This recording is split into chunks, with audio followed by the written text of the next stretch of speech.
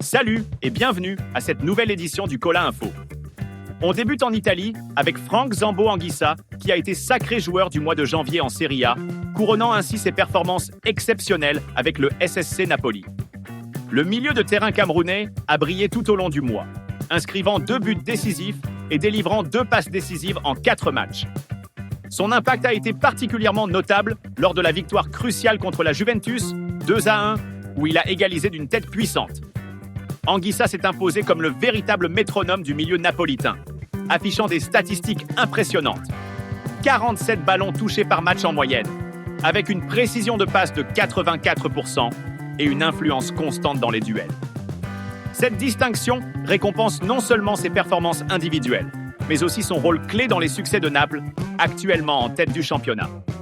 Anguissa confirme ainsi son statut de pilier de l'équipe d'Antonio Conte, s'affirmant comme l'un des meilleurs milieux de terrain de Serie A, et cela est de bon augure à 10 mois du début de la CAN 2025.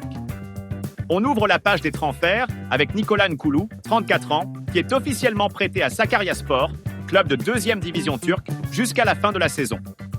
Le défenseur central camerounais quitte Ahmedspor pour rejoindre sa nouvelle équipe. Nkoulou poursuit ainsi son aventure en Turquie, où il évoluera désormais sous les couleurs de Sakaryaspor. Cédric Teguia, attaquant camerounais de 23 ans, vient de s'engager avec Moreirense FC jusqu'en 2028. Le club de première division portugaise s'offre ainsi les services d'un jeune talent prometteur en provenance de Cartagena, équipe de 2e division espagnole. Formé à l'Atlético Madrid, Teguia a connu plusieurs expériences en Espagne, notamment à Oviedo, Albacete et Celta Vigo B. Ce transfert marque une nouvelle étape dans sa carrière, lui offrant l'opportunité de s'exprimer au plus haut niveau du football portugais. Moreirense FC renforce ainsi son attaque avec un joueur polyvalent, capable d'évoluer sur l'aile gauche. Le club portugais mise sur le potentiel de Teguia pour les 4 prochaines saisons. En avant, Guingamp a officialisé ce jeudi 6 février la signature de Naomi Eto'o pour une durée de 6 mois. La jeune attaquante camerounaise de 20 ans rejoint ainsi l'effectif de l'équipe féminine évoluant en Arkema Premier League. Considérée comme une joueuse prometteuse, Naomi Eto'o était annoncée dans plusieurs clubs européens ces derniers mois. Son arrivée à Guingamp marque un nouveau chapitre dans sa carrière après avoir évolué au Cameroun. Cette signature s'inscrit dans la stratégie de renforcement de l'équipe féminine de Guingamp, actuellement en difficulté en championnat. Le club breton espère que l'apport offensif de Naomi Eto'o contribuera à redresser la situation lors de la seconde partie de saison. L'intégration rapide de la jeune Camerounaise sera cruciale pour l'en-avant, qui cherche à s'éloigner de la zone de relégation. Les supporters guingampais attendent avec impatience de voir Naomi Eto'o à l'œuvre sous ses nouvelles couleurs. André Onana, le gardien de but camerounais de Manchester United, s'est récemment livré dans un entretien exclusif à Canal+, suscitant un vif intérêt dans le monde du football. Dans cet échange, Onana a abordé plusieurs sujets cruciaux, notamment sa carrière actuelle et les défis auxquels il fait face. Il a notamment déclaré avec assurance « Je n'ai pas peur », démontrant sa détermination face aux critiques et à la pression inhérente au haut niveau. Un moment marquant de l'interview a été ses commentaires sur Samuel Eto'o, l'actuel président de la Fédération camerounaise de football. Onana a déclaré « Il a été attaquant. Il a fait son temps, je fais le mien. Le football est générationnel et chaque chose a une fin. C'est le cycle de la vie, tu viens, tu fais ton temps et tu passes. Le plus important, c'est la victoire de notre pays, suggérant une possible tension entre les 2 figures du football camerounais.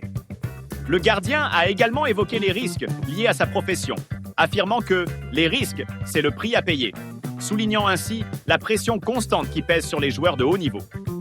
Cet entretien, diffusé intégralement sur Canal+, a offert un aperçu sincère et sans filtre de la vie et des opinions d'André Onana, renforçant son image de joueur franc et déterminé.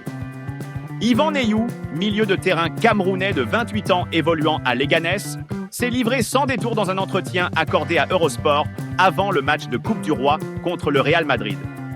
Le joueur est revenu sur son parcours atypique, notamment son passage à Saint-Étienne et son arrivée en Liga.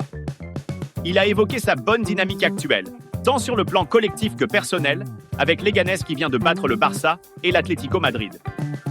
Neyou a abordé les raisons de son départ de France, dénonçant une réputation injustifiée de fauteur de troubles. Il affirme s'épanouir davantage en Espagne, dans un football qui lui correspond mieux. Le milieu de terrain a également parlé de Ruben Amorim, son ancien entraîneur à Braga, qui le considérait comme un crack.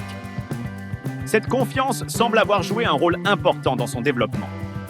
Enfin, Neyou s'est montré ouvert concernant son avenir, laissant entendre qu'il pourrait prolonger l'aventure avec les Leganés, tout en restant à l'écoute d'autres opportunités. Au Cameroun, Andrea Piccio, PDG et fondateur de Fortine, est présent depuis hier pour finaliser le partenariat avec la Fédération camerounaise de football, FECAFOOT. Arrivé récemment à Yaoundé, il a été aperçu à l'immeuble siège de la FECAFOOT à Tsinga. Cette visite marque une étape cruciale dans la concrétisation du contrat qui fera de Fortine le nouvel équipementier des Lions indomptables. Piccio semble déterminé à renforcer les liens entre sa marque suisse et le football camerounais, promettant un nouveau souffle pour le sport national. Samuel Eto'o a récemment partagé sur ses réseaux sociaux une visite à son immeuble situé à Bonanjo, Douala. Dans un post accompagné de photos, l'ancien footballeur international camerounais déclare « Petit tour chez certains de mes locataires à Bonanjo. Le bonheur se partage. » Cette publication a suscité diverses réactions. Certains y ont vu une démonstration de richesse, tandis que d'autres ont apprécié ce geste de proximité avec ses locataires. L'immeuble en question, acquis il y a 22 ans, est décrit comme un bijou au cœur de Bonanjo. Cette visite et le partage sur les réseaux sociaux s'inscrivent dans un contexte où Eto'o, actuellement président de la FECAFOOT, fait régulièrement parler de lui pour ses activités extrasportives. Ce geste, apparemment anodin, a relancé les discussions sur la fortune et les investissements de l'ancien footballeur au Cameroun et sur le fait qu'il soit ruiné ou pas. Si vous avez apprécié, merci de liker et de partager pour nous encourager.